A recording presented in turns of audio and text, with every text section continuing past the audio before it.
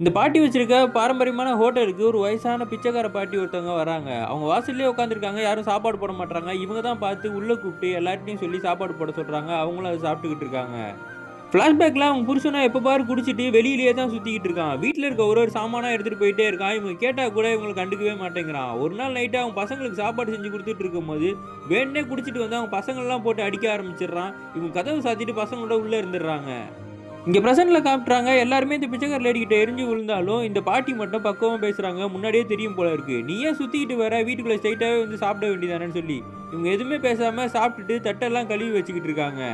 மறுபடியும் பாஸ்ட்ல காட்டுறாங்க. அவன் புருஷனுக்கு ஏதோ ஆயிடுச்சுன்னு சொல்லி இவங்க வீட்டு கதவு தட்டுன உடனே இந்த லேடியும் கிளம்பி போய் பார்க்குறாங்க. அங்க போய் பார்த்தா ஒரு விபச்சாரி வீட்ல அவன் தனியா படுத்து கிடக்குறான். வாயிலேருந்து நுரை தப்பிக்கிட்டு இருக்கு. அவன் சரக்கு அடிச்சதுல அது ஏதோ விஷம் கலந்திருக்கும் போல இருக்கு. அந்த டைம்ல பின்னாடியே ஒரு பொண்ணு நின்னு கைய மட்டும் தடவிக்கிட்டே நின்னுட்டு இருக்கா. இவன் புருஷன் அதுக்கப்புறம் செத்தும் போயிடுறான்.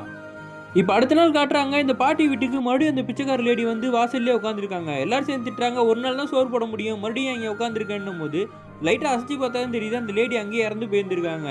இந்த பாட்டியும் கீழ வந்து பார்த்துட்டு தான் நம்மளுக்கு காட்டுறாங்க. இவன் புருஷன பல வருஷத்துக்கு முன்னாடி மயக்க வச்சிருந்த விபச்சாரி அவங்க தான். அந்த மன்னிப்புக்காக தான் கடைசியா இங்க வந்து சாப்பிட்டுட்டு இதே வீட்லயே விழுந்து இறந்தும் போயிருப்பாங்க.